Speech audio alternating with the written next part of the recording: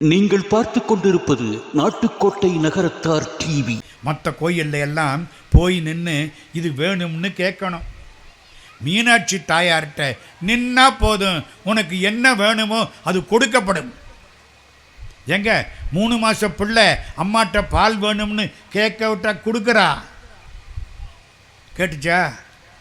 பால் நினைந்து விட்டும் தாயினும் சாலப்பறிந்து நீ பாவியேனுடைய ஊனினை உருக்கி உள்ளொளி பெருக்கி உலப்பிலா ஆனந்தமாய தேனினை சொரிந்து புறம்புறம் தெரிந்த செல்வமே சிவபெருமானே, யானுனை தொடர்ந்து சிக்கென பிடித்தேன் எங்களெந்தருளுவதினியே. மீனாட்சிட்ட போய் நின்னா போதும், உனக்கு என்ன வேணுமோ அது கொடுக்கப்படும். அபிராமி காலில் விழுந்துட்டா எல்லாம் கிடைக்கும். 102 பாட்டு. உங்களால் 102 பாட்டுன்னு சொல்ல முடியாதுன்னா ஒரு பாட்டை சொல்லுங்க. அபிராமி அந்தாதி உங்களுக்கு தெரிஞ்ச பாட்டுன்னு சொல்லவா?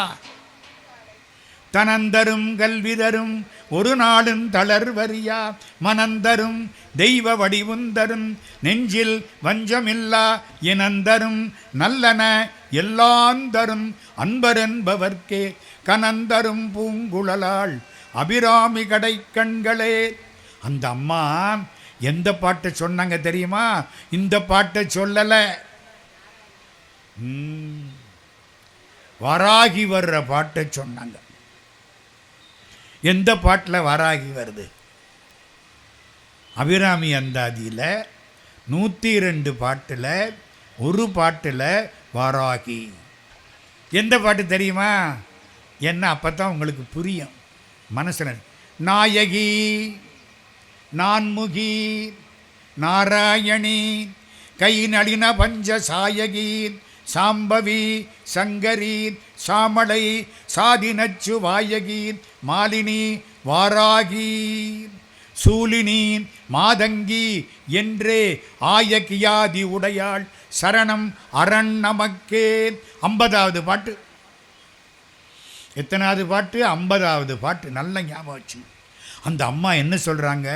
உனக்கு கஷ்டம் வந்துட்டா இந்த பாட்டை சொல்லு, அம்பாள் பேரெல்லாம் வரும். நின் திருநாமங்கள் தோத்திரமே, அம்பாள் பேரை சொன்னா போதும். இந்த பாட்டை சொல்லு, எல்லா கவலையும் போயிடும். தரமான வைர நகைகளை சரியான விலையில் வாங்க ஸ்மார்ட் டைமண்ட்ஸ் டி நகரில் புதிதாக திறக்கப்பட்டிருக்கும் நமது ஷோரூமிற்கு வருகை தாருங்கள். ராம்நாத் அருணாச்சலம், சித்ரா ராம்நாத், டி நகர், சென்னை. ஆன்மீக ஆனந்தம் தரும் சிவம் திருநீர் அணிந்து சிந்தை குளிர்வீர். உங்கள் வாழ்வு சிறக்க சிவம் திருநீர் அணிவீர். வைர நகைகளின் வியாபார சாம்ராஜ்யம் KNC diamonds. Carat and carat, Arimalam Muthu Kannan, Ranganayaki Kannan.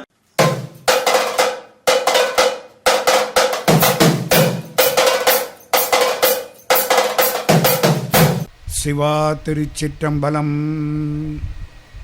நம பார்வதி பதையே அரகர மகாதேவா. தென்னாடுடைய சிவனே போற்றி, எந்நாட்டவர்க்கும் இறைவா போற்றி. சரணமென்றடியில் வீழ்ந்து தாழ்ந்தெழும் அமரர்க்காக புறமிசை முறுவல் பூத்த புண்ணியக் கடலில் தோன்றி திறமுறு சிலம்பை மேவும் சிதம்பர கணேசன் தாளை கரமலர் குவித்து வாழ்த்தி கடையனேன் உய்ந்தவாறே. வரம் கொண்ட உமை முலைப்பால் மணங்கொண்ட செவ்வாயும் பரங்கொண்ட களிமையிலும் 12 கண்மலரும் சிரங்கொண்ட மறையிறைஞ்சும் சேவடியும் செந்தூரன் கரம் கொண்ட வேலும் எந்தன் கண்ணை விட்டு நீங்காவே.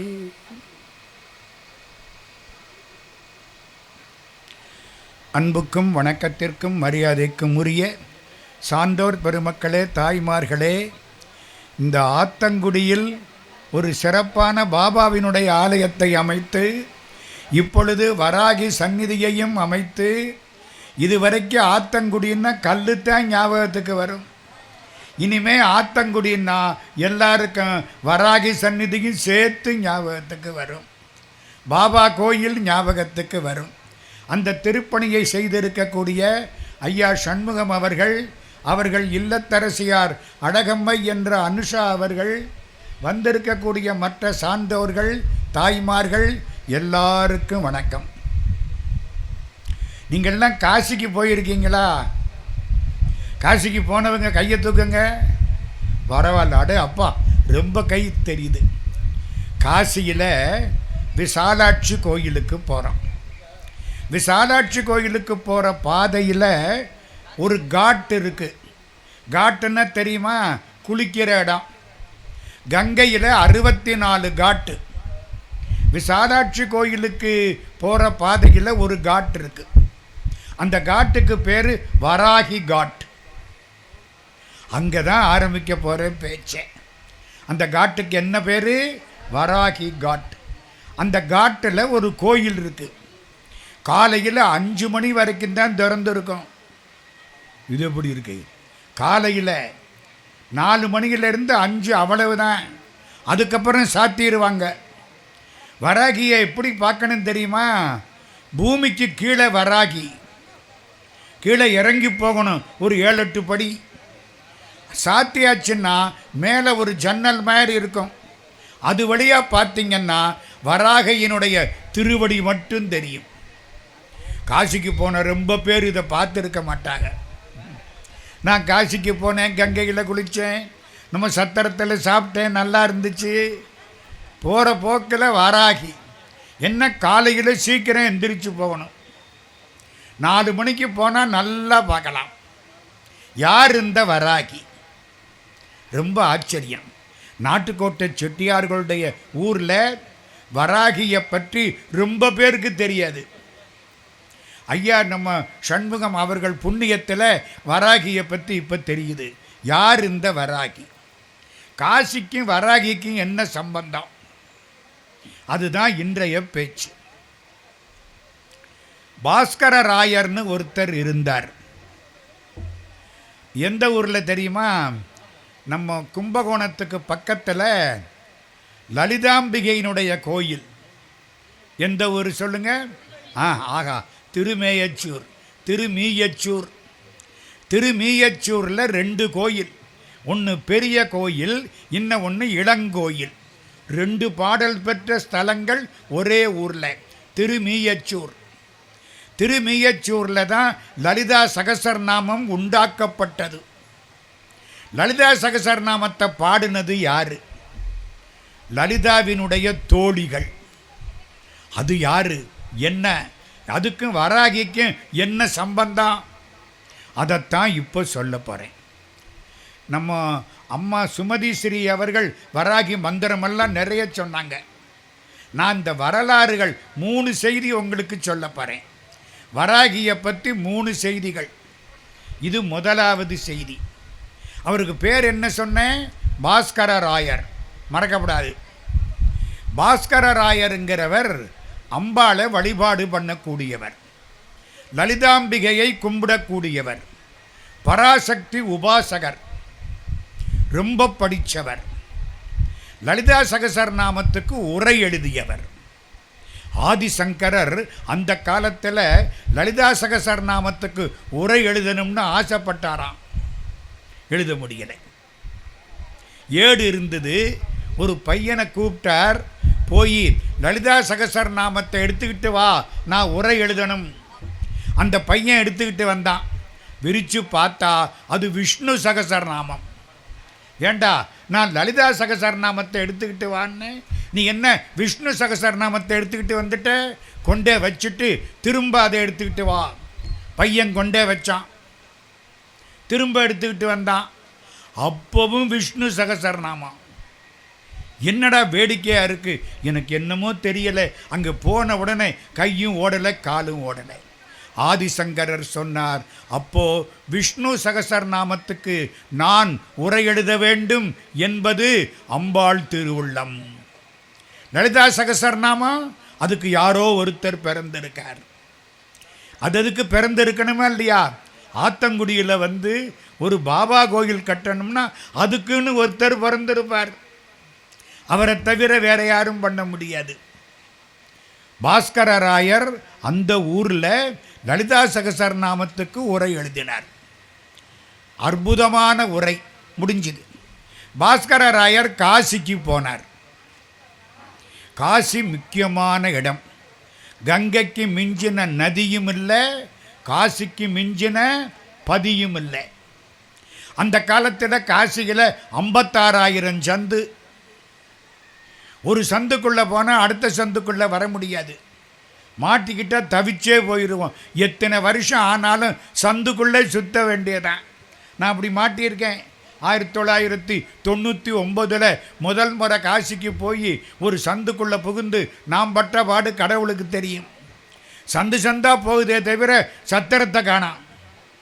நான் நாட்டுக்கோட்டை சத்திரத்துக்கு போகணும். சத்திரத்தை ஒருவேளை ராத்திரியோட ராத்திரியா யாரோ மாற்றி விட்டாங்களான்னு நினச்சேன். கடைசி கஷ்டப்பட்டு ஒருத்தரை கேட்டு அவர் இந்த எதிர்த்தாப்பில் தான் இருக்குது சத்திரம்னாரு. சந்து 56,000 சந்து அந்த காலத்தில்.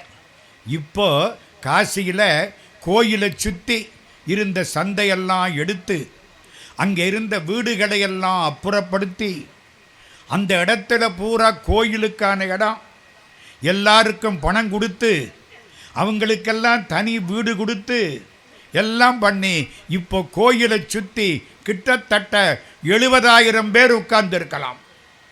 முந்தி சந்துக்குள்ளே தான் விஸ்வநாதர் இருப்பார். இங்கிட்டு 2 மாடு முட்டாது. காசிகளில் மாடு முட்டாது, இடிக்கும். எத்தனை சந்து. எங்கூட காசிக்கு வந்தவர் ஒருத்தர் உட்கார்ந்துருக்கார். நிறைய பேர். நம்ம அருண் அந்த காலத்தில் எல்லாம் நான் ஒரு 20 முறை போயிட்டு வந்திருக்கேன். சாமி கும்பிட்றதுக்காகத்தான், வேறு ஒன்றும் கிடையாது. அங்கே போய்த்தான் வருஷம் இதை சார்ஜ் போட்டுக்குவேன். இந்த பேட்டரிக்கு சார்ஜ் போடணும்ல. கேளுங்க, பாஸ்கரராயர் காசிக்கு போயிட்டார். காசியில் புகழ் பெற்றவர். கங்கைக்கரையில் உட்கார்ந்துருக்கார். காசியில் குங்குமானந்தர்னு ஒருத்தர். அவர் பராசக்தியை கும்பிடுறவர்.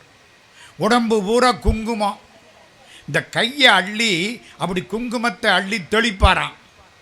ஸ்ரீ சக்கரம் ஆயிடுமா. அவ்வளவு பெரியவர் குங்குமானந்தர்.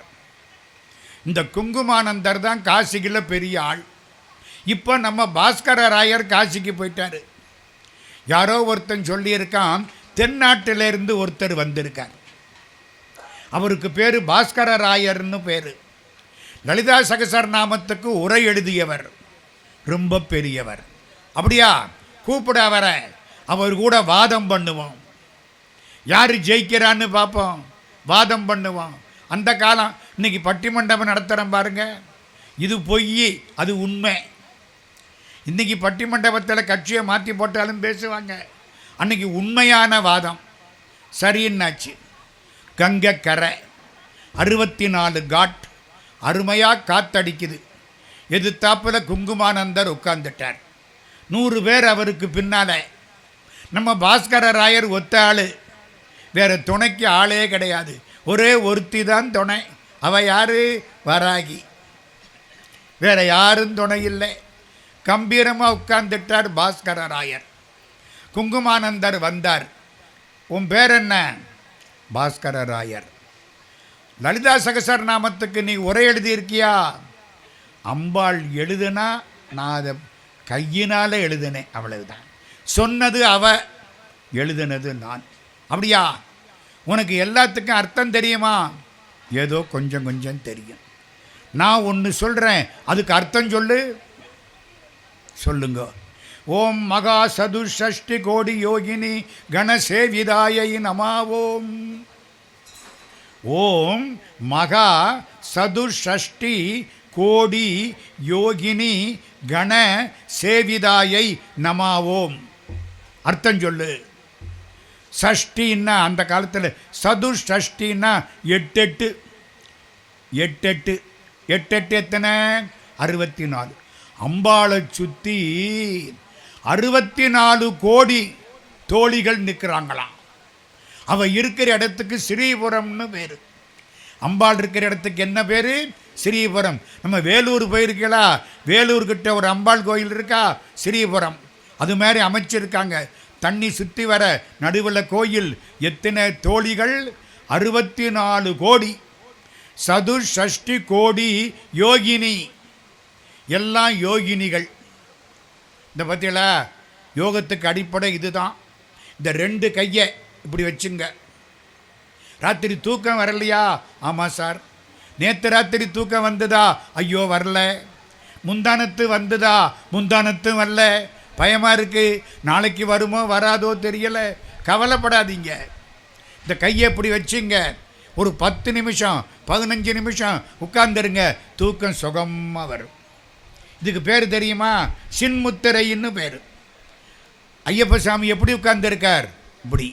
தட்சிணாமூர்த்தி எப்படி உட்கார்ந்துருக்கார்? இப்படி. இதுக்கு பேர் சின்முத்திரை. அம்பாளுக்கு ரொம்ப உகந்தது. பாஸ்கர ராயர்கிட்ட என்ன கேட்குறாங்க? அர்த்தம் கேட்குறாங்க. ஓம் மகா சதுஷ்டி கோடி யோகினி கண சேவிதாயை நமாவோம். 64 கோடி யோகினிகள், யோகம் செய்யக்கூடியவர்கள், உன்னை சுற்றிலும் வழிபாடு செய்ய அமர்ந்திருக்கக்கூடிய பராசக்திக்கு வணக்கம். இதுதான் அர்த்தம். அம்பாளை சுற்றி எத்தனை பேர் இருக்காங்களா? 64 கோடி. சும்மா 1 2 இல்லை, 64 கோடி. இப்போ நமக்கு இந்த லட்சம் கோடியை பேப்பரில் பார்த்து 64 கோடி ஒன்றுமில்லாமல் போச்சு. அப்படித்தானே? அவன் சுருட்டினது 8 லட்சம் கோடி, இவன் சுத்தினது 10 லட்சம் கோடின்னு படித்து படித்து நமக்கு கோடியெல்லாம் ஒன்றுமில்லாமல் போச்சுப்பா. இது எத்தனை கோடி? 64 கோடி யோகினிகள். குங்குமானந்தர் கேட்டார், 64 கோடி யோகினின்னு சொல்றீல்ல? ஆமாம். அவங்க பேர் என்ன? அவங்களுடைய ஆடை நிறம் என்ன? அவங்க மந்திரம் என்ன? சொல்லு. எத்தனை கோடி? 64 கோடி. என்ன சொல்றது? பேரை சொல்ல முடியுமா? மந்திரம் சொல்ல முடியுமா? ஆட வர்ணத்தை சொல்ல முடியுமா? அப்படி கேட்டு விட்டார். நம்ம பாஸ்கர ராயர் வாராகியை சிந்திக்கிறார். சொல்றேன், மடமடன்னு சொல்ல ஆரம்பிச்சிட்டார். முதல் யோகினி, அவ பேர் இது, அவளுடைய நிறம் இது, அவளுக்குரிய மந்திரம் இது, அவளுடைய ஆடை இது. 2வது, 3வது, 4, 5, 6, 7, 8 வரிசைக்கு சொல்றார். கேட்டாரா? குங்குமானந்தர் காலில் விழுந்துட்டார். நிறுத்து நிறுத்து நிறுத்து. நிறுத்தி விட்டார். எல்லாரும் பார்த்தீங்களா? பார்த்தோம். என்ன தெரிஞ்சது? அவர் சொன்னது தெரிஞ்சது இல்லை.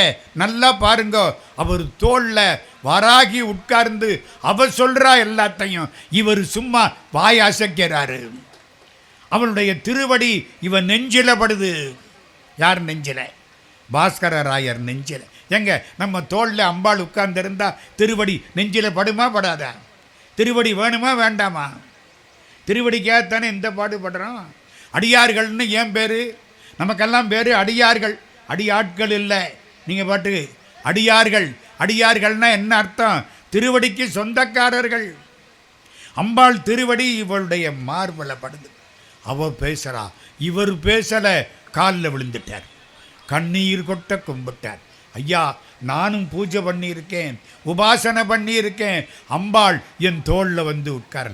அப்போ சொல்றார், வழிபடக்கூடியவர்களுக்கு எளிதில் அருள் தரக்கூடிய அம்பாளுடைய 64 கோடி யோகினிகளுக்கும் தளபதியாயிருப்பவள், அவளுக்கு பெயர் வாராகி. அதுக்குத்தான் காசியில் வராகிக்கு கோயில். ஐயா போய் பார்த்துருக்கீங்களா? கீழே பூமிக்குள்ள 4 மணிக்கு எந்திரிச்சு போகணும். நீங்கள் பாட்டுக்கு போர்த்திக்கிட்டு தூங்கப்படாது. 4 மணிக்கு எந்திரிச்சு போனால் வராகி கோயில் அற்புதமாக பார்க்கலாம். நான் பார்த்துருக்கேன். 3 செய்தி வராகியை பற்றி சொல்கிறேன்னே. இப்போ ஒரு செய்தி சொல்லியிருக்கேன். இனிமேல் காசிக்கு போனால் என்ன செய்யணும்? வராகிய கோயிலில் போய் பார்க்கணும். இப்போ 2வது செய்தி, திருப்பதி. எல்லாரும் போயிருப்போம். என்ன, அவர் பணக்கார சாமி, விட்டுருவோமா? கவியரசு கண்ணதாசனை திருப்பதிக்கு வாங்கன்னு கேட்டாங்களாம். வரமாட்டேன்ட்டாராம். நான் திருப்பதிக்கு வரமாட்டேன். ஏன்? அவர் பணக்கார சாமி. ஒன்றும் காசு கொடுக்காம போனோம்னா அவரை பார்க்க 1.5 நாள் ஆகும். ஒரு 300 ரூபா கொடுத்து டிக்கெட்டு வாங்கினோம்னா 5 மணி நேரம் ஆகும். 2500 ரூபா கொடுத்து திருக்கல்யாணம் பண்ணனா 1/2 மணி நேரத்தில் பார்க்கலாம். அமெரிக்காவிலிருந்து ஒருத்தர் வந்தாராம், சான் பிரான்சிஸ்கோவிலிருந்து. $500 தர்றேன், பெருமாளை பார்க்கணும்னாராம். ஐயங்கார் சொன்னாராம், $500? அப்போ நீங்கள் இருங்க, பெருமாளே வந்துடுவார். கண்ணதாசன் சொன்னதுங்க. இது இது பணக்கார சாமி, நான் பார்க்க மாட்டேன்ட்டார். யார? பெருமாளை. பெருமாள் விளையாடிட்டார். ஒரு 4 நாள் ஆச்சு. சின்னப்பா தேவர் வந்துட்டார். அண்ணே என்ன, புறப்படுங்க, போகணும். எங்கே சொல்ல மாட்டேன். சின்னப்பா தேவர் சொன்னால் உடனே கேட்பார். மருதமலை மாமணியே முருகையா அவருக்காக எழுதின பாட்டு. அந்த பாட்டு பாடினதுக்கு சின்னப்பா தேவர் கண்ணதாசனுக்கு ஒரு செக்கு கொடுத்தாராம். எவ்வளவு ரூபாய்க்கு செக்கு கொடுத்துருப்பாரு? பிளாங்க் செக்கு. பிளாங்க் செக்குமா, சும்மா கையெழுத்தை போட்டு கொடுத்து விட்டாரு. நமக்கு யாராவது பிளாங்க் செக்கு கொடுத்தா என்ன பண்ணுவான்? பேங்க்கில் போய் அவருக்கு எவ்வளவு பணம் இருக்குன்னு பார்த்து ஒரு $100 மினிமம் பேலன்ஸ் வச்சுக்கிட்டு மிச்சத்துக்கெல்லாம் செக் எழுதி ஒரு வழி பண்ணிட மாட்டான். கண்ணதாசன் என்ன தெரியுமா பண்ணாரு? இந்த செக்கை கண்ணாடி போட்டு மாட்டு, என் பெருமைக்கு எடுத்துக்காட்டு. பணமாக்கலிங்க, கண்ணாடி போட்டு மாட்டி விட்டாரு. அந்த சின்னப்பா தேவர் இப்போ வந்து கூப்பிடுறார். சரி, வண்டியில் உட்காந்தாரு. காரு போகுது.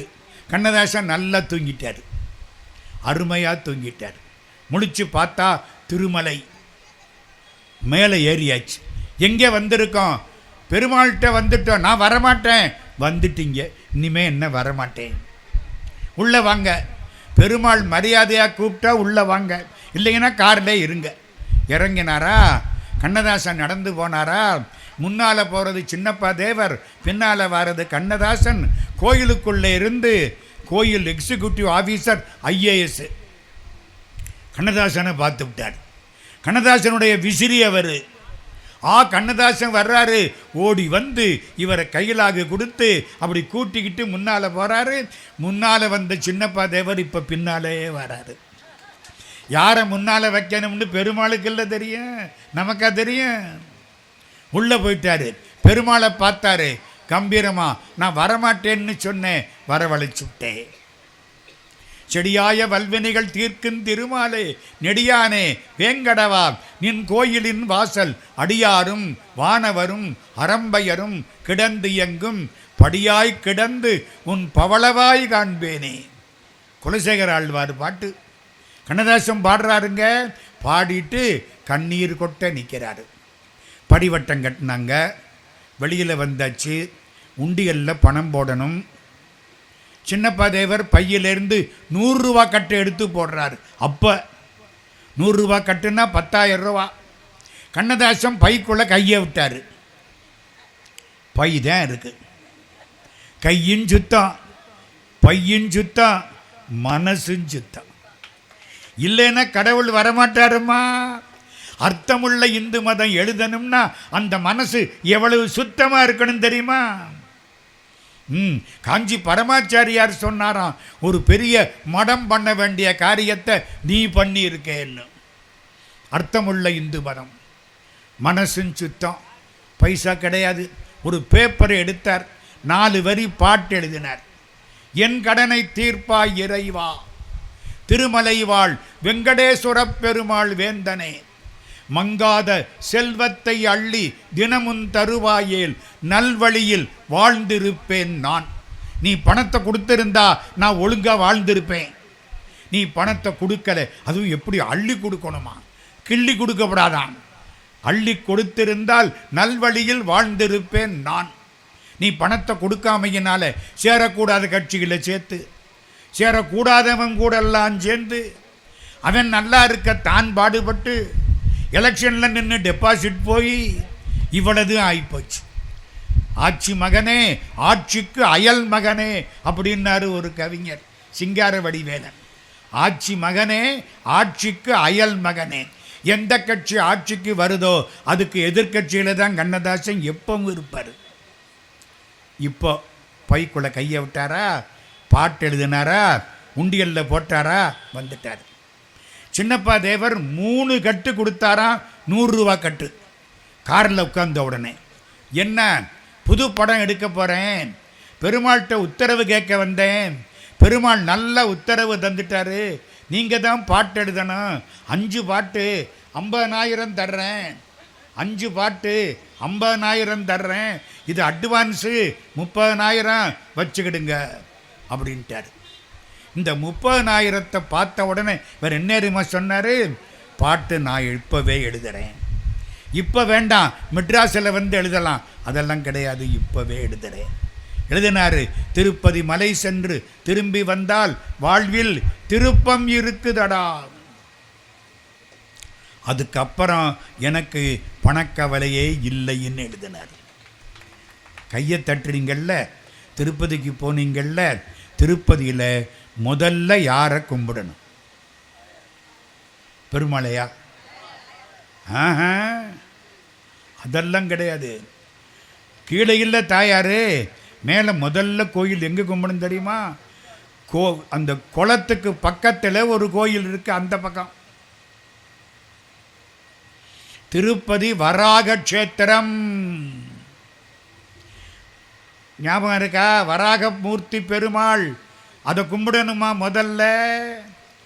இந்த புஷ்கரணி தெரியுது இல்லை, குளிக்கிற ஊரணி, இந்த பக்கம் திருமால், அந்த பக்கம் வராகமூர்த்தி. வராகம்னா என்ன? பன்றி. பெருமாள் பன்றி வடிவத்தில் இருப்பார், அவதாரம். சரிதானே?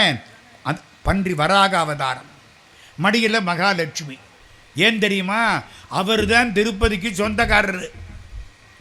நம்ம சீனிவாச பெருமாள் ஒண்ட போனார், அவரை பிடிச்சிட்டு இவர் பிடிச்சிக்கிட்டார். தெரியுமா? ஒரு முனிவர் குளிக்க போயிட்டார்.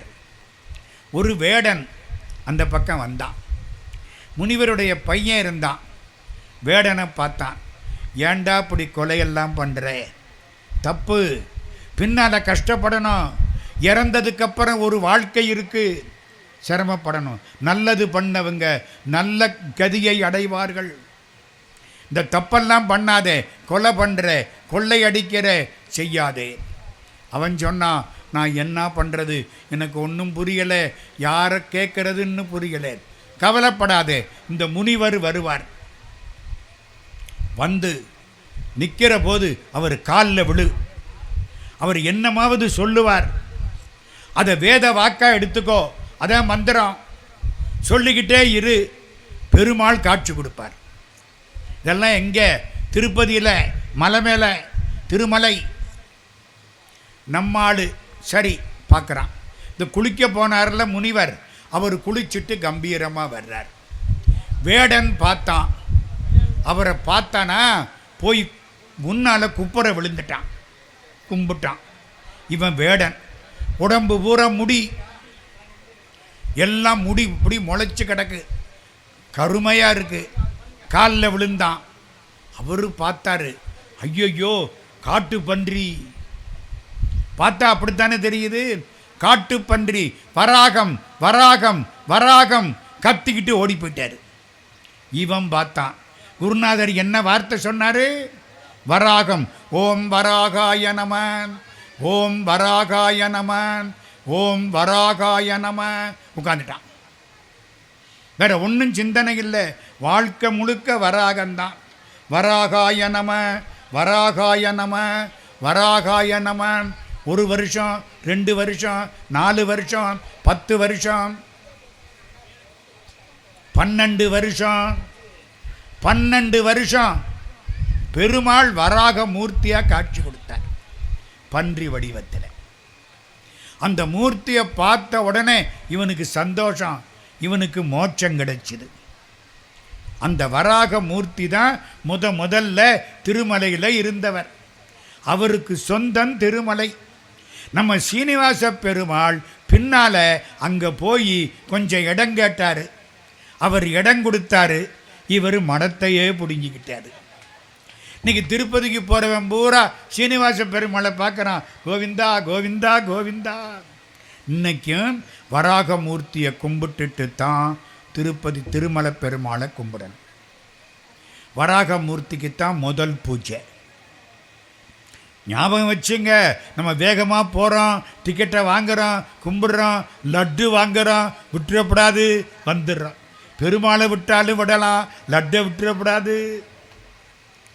வராக அவதாரம், வராகமூர்த்தி, வராகத்தினுடைய பெண் அம்சம்தான் வராகி. இப்போ இன்னொரு செய்தி, முக்கியமான செய்தி. நான் 3 விஷயம் சொல்லணும்னு ஆசைப்பட்டேன். இதெல்லாம் உங்களுக்கு தெரியாத செய்திகள். 3வது செய்தி, மதுரை நடந்த செய்தி. கிட்டத்தட்ட ஒரு 70 வருஷத்துக்கு முன்னால் ஒரு பையன் தமிழில் எம்ஏ பாஸ் பண்ணிட்டான். வேலை கிடைக்கல, தடுமாறுறான். எங்கே போனாலும் நீ என்ன ஜாதின்னு கேட்குறாங்க. நம்ம ஜாதியாக இருந்தால் வேலை, இல்லாட்டி இல்லை. இவனுக்கு எப்படி இருக்கும்? நான் படித்த படிப்பெல்லாம் வீணாக போச்சே. ஆடு விற்றும், அணிமணி விற்றும், வீடு விற்றும், விளைநிலம் விற்றும், பாடுபட்டு படித்த படிப்பெல்லாம் வாடும் என் பசி மாற்றியதில்லையே. இன்னும் பசி போகலை, எனக்கு வீடு ஒன்றும் கிடைக்கல, வேலை கிடைக்கல. அவங்க அப்பா திட்டுறாரு. உனக்கா படிப்புக்கு செலவழித்த காசு இருந்தால் ஒரு பொண்ணுக்கு கல்யாணம் பண்ணியிருப்பேன். பரிதாபமாக இருக்கான். எங்கே இன்டர்வியூ போனாலும் திருப்பி அனுப்புகிறாங்க. போட்டுக்கிற சட்டை இருக்குல்ல, அது அயர்ன் பண்ணுறதுக்கு காசு அப்பாட்ட கேட்கணும். எப்படி இருக்கும்? அப்பா என்ன சொல்கிறாரு? நீ போய் திரும்பி வர்றதுக்கு அயர்ன் என்னடா பண்ணுற, அப்படியே போடா. தவிச்சு போனான். வாழ்க்கையே வெறுத்து போச்சு, செத்து போயிடுவான். இவ்வளவு படித்து வீணா போச்சு.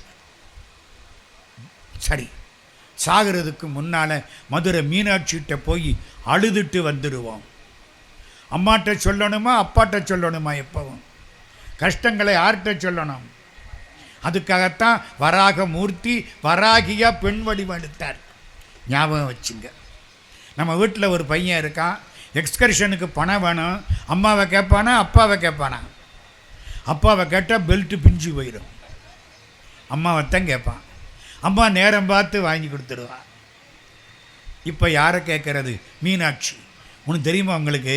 மற்ற கோயிலில் எல்லாம் போய் நின்று இது வேணும்னு கேட்கணும். மீனாட்சி தாயார்கிட்ட நின்னா போதும், உனக்கு என்ன வேணுமோ அது கொடுக்கப்படும். எங்க 3 மாத பிள்ளை அம்மாட்ட பால் வேணும்னு கேட்க விட்டா கொடுக்குறா? கேட்டுச்சா? பால் நினைந்தூட்டும் தாயினும் சாலப்பறிந்து நீ பாவியேனுடைய ஊனினை உருக்கி உள்ளொளி பெருக்கி உலப்பிலா ஆனந்தமாய தேனினை சொரிந்து புறம்புறம் தெரிந்த செல்வமே சிவபெருமானே யானுனை தொடர்ந்து சிக்கெனப் பிடித்தேன் எங்களெந்தருளுவதினியே. மீனாட்சிட்ட போய் நின்னா போதும், உனக்கு என்ன வேணுமோ அது கொடுக்கப்படும். நாங்கள் கைலாஷ் யாத்திரை போகிறதுக்கு 2004 22 வருஷத்துக்கு முன்னால் காலையில் 5 மணி மீனாட்சி சன்னிதியில் போய் நிற்கிறோம் 4 பேர். அம்மா தாயே, மவுண்ட் கைலாஷ் யாத்திரை போகணும், பயமாக இருக்குது, 2 லட்சம் ரூபா பணத்தை கட்டிவிட்டோம், எல்லாரும் பயமுறுத்துகிறாங்க. ஒரு சாமியை கேட்டோம், அவர் போங்க, கடவுள் புண்ணியம் இருந்தால் தான் திரும்பி வரலாம், மானசரோவரில் குளிக்காதீங்க, வெறிச்சு போவீங்க, புரோட்சணம் பண்ணிக்கிடுங்க. போன வாரம் குஜராத்திலேருந்து 120 பேர் போனாங்க. பனிமழை பெஞ்சு 40 பேர் கதை முடிஞ்சு போச்சு. பத்திரமா போங்க. எங்களுக்கு எப்படி இருக்கும்? நாங்கள் தடுமாறி போய் கிடக்கிறோம். அம்மா தாயே மீனாட்சி, பஞ்சமுக தீபாராதனை ஆகுது. நாங்கள் ஒன்றும் கேட்கல, மனசுக்குள்ளே கிடக்கு இவ்வளதும். பஞ்சமுக தீபாராதனை. யாரோ சொல்கிறான் பஞ்சமுக தீபாரான, யாரோ விஐபி வந்திருக்காரு. விஐபியும் இல்லை, விளக்கண்ணையும் இல்லை, அது எங்களுக்கான தீபாராதனை. அம்மா, சில சமயம் நம்ம கேட்குற போது ஒரு பூ விழுகும், பார்த்துருக்கீங்களா? ஐயா, அதுதான் ஐயா நமக்கு அடையாளம். ஒன்று நான் ஏற்றுக்கிட்டேன் அப்படின்னா ஒரு பூ விழுகும், சந்தோஷமாக இருக்கும், ஒரு தீபாராதனை ஆகும். அழகாக போயிட்டு வந்தவங்க 54 கிலோமீட்டர் நடந்து சுற்றினோம், பரிக்கிரமா, கஷ்டமான பாதை. ஐயாவுக்கு நல்லா தெரியும். பல பேர் அடையப்பா 54 கிலோமீட்டர் அம்பாள் காப்பாற்றினா. சந்நிதியில் போய் நின்னா போதும். சரிதானா? எதுக்கு சொல்ல வந்த இந்த கதை? அம்பாள் சந்நிதியில் போய் நிற்கணும். முக்கியமான செய்தி, அம்பாளுடைய திருவடியில் விழுந்தோம்னா எல்லாத்தையும் கொடுத்து எல்லாத்தையும் தந்து நம்மளை காப்பாற்றுவான். அதில் அந்த 3வது செய்தி சொல்ல வந்தேன். அப்பா என்ன சொல்லிவிட்டாரு? நீ ஒன்றத்துக்கு வேலைக்கு லாயக்கில்ல, உனக்கு செலவழித்த காசு இருந்தால் ஒரு பொண்ணை கல்யாணம் பண்ணிடுவேன். ஞாபகம் வருதா? கல்யாணம் பண்ணிடுவேன், நீ போடான்ட்டார். இந்த பையன் என்ன பண்ணான்? சாகணும்னு நினச்சான். ஞாபகம் வருதா? நேராக மீனாட்சி காலில் போய் விழுந்துட்டான். அவன் பச்சை புடவைக்காரி. பச்சை எதுக்கு அடையாளம் தெரியுமா? வெள்ளை படைப்புக்கு அடையாளம், பச்சை காப்பாற்றுறதுக்கு அடையாளம், சிவப்பு ஒடுக்கிறதுக்கு அடையாளம். திருச்செந்தூரில் பச்சை சாத்தி வெள்ளை சாத்தி சிவப்பு சாத்தி சாமி வரும். பச்சை சாத்தினா எல்லாரையும் காப்பாற்றுறேன்னு அர்த்தம். அம்பாள் பச்சை புடவைக்காரி. ஓங்காரி என்பாள் அவள் ஒரு பெண் பிள்ளை, நீங்காத பச்சை நிறத்தை உடையவள், ஆங்காரியாகி ஐவரை பெற்றிட்டு ஹ்ரீம்காரத்துள்ளே ஓம் ஐம் ஹ்ரீம் ஓம் ஐம் ஹ்ரீம். இதான் அம்பாளுடைய மந்திரம். ஹ்ரீம்காரத்துள்ளே இனிதமர்ந்தாளே. அம்பாள்கிட்ட போய் பையன் காலில் விழுந்துட்டான். அவள் என்ன புடவை கட்டியிருந்தா? பச்சை புடவை. அவளே பச்சை நிறம். பச்சை நிறம் காப்பாற்றுறதுக்கு அடையாளம். பெருமாள் பச்சை நிறம், பச்சைமா மலை போல் மேனி, பவளவாய் கமலச்செங்கன். கும்பிட்டான், வெளியில் வந்தான். 27 வயசு. இன்னைக்கோட வாழ்க்கை முடிஞ்சுது, சாக போகிறேன். ஒரு அம்மையார் பேசிக்கிட்டு இருந்தாங்க, சொற்பொழிவு. இவன் அங்கே போயிட்டான். இந்த அம்மா என்ன பேசுகிறாங்க அப்படின்னு கேட்க போயிட்டான். அந்த அம்மா என்ன சொல்கிறாங்க? அபிராமி அந்தாதி சொல்கிறாங்க. அபிராமி அந்தாதி மொத்தம் எத்தனை பாட்டு? 102 பாட்டு. தெரியணுமில்ல, அதுக்குத்தான் கேள்வி கேட்கறது, இல்லாட்டி ஏறாது. 102 பாட்டு. முதல் பாட்டு இறை வணக்கம், தாரமர் கொன்றையும். கடைசி பாட்டு காப்பு. கடைசி பாட்டு நமக்கு என்ன கிடைக்குதுன்னு அதை சொல்கிறது, ஆத்தாளையங்கள் அபிராமவல்லியை. நடுவில் 100 பாட்டு. அந்த அம்மா என்ன பேசுகிறாங்க, அந்த அம்மா யாருங்கிறதையும் அடுத்தாப்பில் சொல்கிறேன். நடந்த நிகழ்ச்சி. அந்த அம்மா என்ன பேசுகிறாங்க? அபிராமி காலில் விழுந்துட்டா எல்லாம் கிடைக்கும். 102 பாட்டு. உங்களால் 102 பாட்டுன்னு சொல்ல முடியாதுன்னா ஒரு பாட்டை சொல்லுங்க. அபிராமி அந்தாதி உங்களுக்கு தெரிஞ்ச பாட்டுன்னு சொல்லவா? தனந்தரும் கல்வி தரும் ஒரு நாளும் தளர்வரியா, மனந்தரும் தெய்வ வடிவுந்தரும் நெஞ்சில் வஞ்சமில்லா, இனந்தரும் நல்லன எல்லாந்தரும் அன்பரென்பவர்க்கே, கனந்தரும் பூங்குழலாள் அபிராமி கடை கண்களே. அந்த அம்மா எந்த பாட்டை சொன்னாங்க தெரியுமா? இந்த பாட்டை சொல்லலை. வராகி வர்ற பாட்டை சொன்னாங்க. எந்த பாட்டில் வராகி வருது? அபிராமி அந்தாதியில் 102 பாட்டில் ஒரு பாட்டில் வராகி. எந்த பாட்டு தெரியுமா? என்ன அப்போ தான் உங்களுக்கு புரியும் மனசில். நாயகி, நான்முகி, நாராயணி, கை நளின பஞ்ச சாயகி, சாம்பவி, சங்கரி, சாமளை, சாதினச்சு வாயகி, மாலினி, வாராகி, சூலினி, மாதங்கி என்றே ஆயகியாதி உடையாள் சரணம் அரண் நமக்கே. 50வது பாட்டு. எத்தனாவது பாட்டு? 50வது பாட்டு. நல்ல ஞாபகம் வச்சு. அந்த அம்மா என்ன சொல்கிறாங்க? உனக்கு கஷ்டம் வந்துட்டா இந்த பாட்டை சொல்லு, அம்பாள் பேரெல்லாம் வரும். நின் திருநாமங்கள் தோத்திரமே, அம்பாள் பேரை சொன்னா போதும். இந்த பாட்டை சொல்லு, எல்லா கவலையும் போயிடும். நம்ம பையன் தற்கொலை பண்ணிக்க வந்தவன். எம்ஏ படித்தேன், வேலை கிடைக்கல, எங்கள் அப்பா ரொம்ப திட்டுறாரு, 27 வருஷம் ஆச்சு, வீணா போச்சு, சாகணும்னு மீனாட்சி கோயிலுக்கு வந்தவன். இந்த அம்மா பேசுகிறத கேட்டானா, ஓரத்தில் நின்னானா, அபிராமி அந்தாய் தானே, போனா கடைக்கு போனா, புஸ்தகத்தை வாங்கினா. எத்தனாவது பாட்டு மறக்கப்படாது, 50வது பாட்டு பிடிச்சான். நாயகி நான்முகி நாராயணி.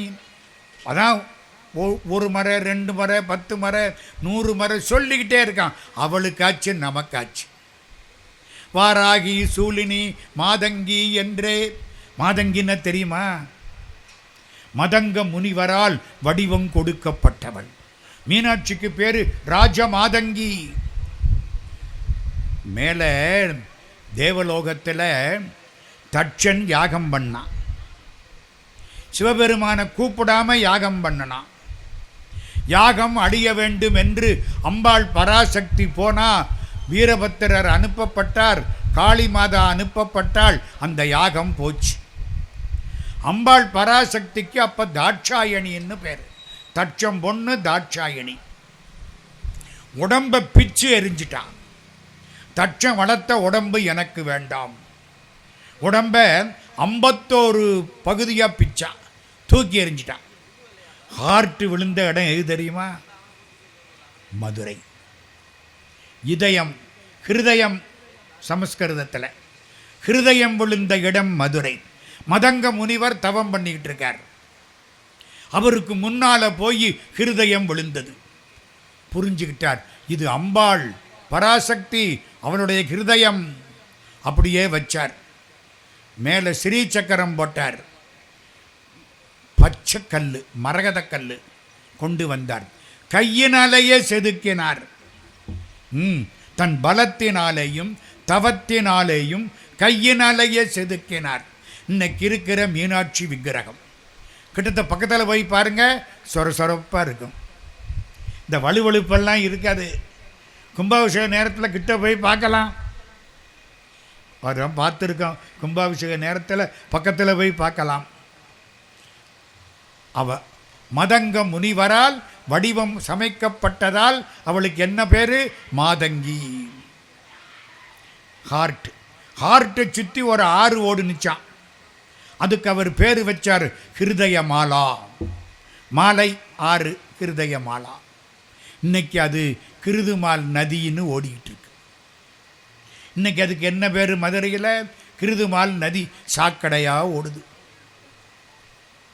அப்போ ஹிருதய மாலா. அவளுக்கு என்ன பேரு? ராஜமாதங்கி. மாதங்கி என்று ஆயகியாதி உடையாள் சரணம் அரண் நமக்கே. நம்ம பையன் 2 நாள் முழுக்க இதுதான் பிரார்த்தனை. திடீர்னு ஒரு இன்டர்வியூ கார்டு வந்துச்சு. தமிழ் ஆசிரியர் பதவி, விரிவுரையாளர் கல்லூரியில். அந்த காலத்தில் 225 ரூபா சம்பளம். டிஏ சேர்த்தா 300 ரூபா கிடைக்கும். சிரிக்காதீங்க, 300 ரூபாய்க்கு 2 பவுன் வாங்கலாம். இன்னைக்கு 2 பவுன் கிட்ட போனால் 2.5 லட்சத்தை தாண்டிடுச்சு. அப்புறம் என்ன? அந்த காலம். நான் லயோலா காலேஜில் வேலைக்கு சேர்ந்தேன். என் சம்பளம் 140 ரூபா ப்ளஸ் அலவன்ஸு 35 ரூபா, 175 ரூபா. ஒரு மாதத்துக்கு பூரா சாப்பிட்டா 40 ரூபா மெஸ் பில்லு. அந்த காலம். இப்போ என்ன ஆச்சு? வேலை சரி போகணும், இன்டர்வியூவுக்கு போயிட்டான். இவன் உட்கார்ந்துருக்கான், இன்டர்வியூவுக்கு ஆளே காணாம். 10 ஆச்சு, 10:30 ஆச்சு, கூப்பிடலை. 11 ஆச்சு. நாயகி நான்முகி நாராயணி கை நளின பஞ்ச சாயகி சொல்லிக்கிட்டே இருக்கான். வயிற்றுப்பாடு இல்லை, சொல்லிக்கிட்டே இருக்கான். 12:30 கூப்பிடலை. 1 மணி வாட்ச்மேன் வந்தான். உங்களை உள்ளே கூப்பிடுறாங்கன்னா உள்ளே போனான். இவன், நீ என்ன படிச்சிருக்க? எம்ஏ. சர்டிஃபிகேட் இந்த இருக்கு. You are appointed. நாளன்னைக்கு வந்து வேலைக்கு சேர்ந்துரு. இவனுக்கு ஒரு தலையும் ஒன்றும் இன்டர்வியூ கிடையாது. தலையும் புரியலை, வாலும் புரியலை. ஏன் தெரியுமா? அது புது காலேஜ் ஆரம்பிக்க போகிறாங்க. மறுநாள் எல்லா ப்ரொஃபஸரும் எல்லாருக்கும் வேலை கொடுத்துருக்கணும். அன்னைக்கு இன்டர்வியூ அனுப்பிச்ச ஆளு ஒருத்தனும் வரல. இவன் ஒருத்தன் தான் போயிருக்கான். அவன் நிறுத்தி விட்டா எங்கெங்கேயோ முருகா முருகா முருகா. ஒரே ஒரு ஆளு தான் இருக்கான். யூஆர் அப்பாயிண்டட்ன்ட்டான். இருங்க, இப்போ தானே இன்டர்வல் விட்டுருக்கேன் கதைக்கு, இன்னித்தானே கதை நல்லா இருக்கான். இவன் என்ன அறிமா பண்ணா, வேலைக்கு சேர்ந்தான். 1 மாதம் சம்பளம் கொடுத்தாங்க. 300 ரூபா வாங்கினானா, பச்சை புடவை வாங்கினான். வாங்கிக்கிட்டு அந்த பிரசங்கம் பண்ணாங்கல்ல அம்மா, அவங்க தானே சொன்னாங்க அந்த பாட்டை, போயிட்டான், தேடி போயிட்டான். அந்த அம்மா எங்கே இருக்காங்க? தூத்துக்குடியில் இருக்காங்க. புரியுதா? தூத்துக்குடிக்கு போயிட்டான். அந்த அம்மா பேர் இளம்பிறை மணிமாறன்னு பேர். கேள்விப்பட்டிருக்கீங்களா இல்லையா? அப்புறம் கேளுங்க, நான் சொல்கிறது உண்மை உண்மை. இளம்பிறை பச்சை புடவையை கொண்டே கொடுத்தான். அம்மா வேலை கிடைச்சிது, 1 மாதம் ஆச்சு, சம்பளம் கிடைச்சிருச்சு, அம்பாள் பராசக்தி காப்பாற்றிட்டா. அந்த அம்மா சிரித்தாங்க. புடவை யாருக்கு? உங்களுக்கு இல்லை, மீனாட்சிக்கு கொண்டே சாத்து. அவன் மனசு வச்சுட்டா. போ, மீனாட்சிக்கு சாத்தனா. கடைசி வரைக்கும் இந்த 50ஆம் பாட்டை விடாமல் பிடிச்சிக்கிட்டான். எல்லார் நாமத்தையும் சொல்லி கடைசியாக வந்த திருநாமம் வராகி.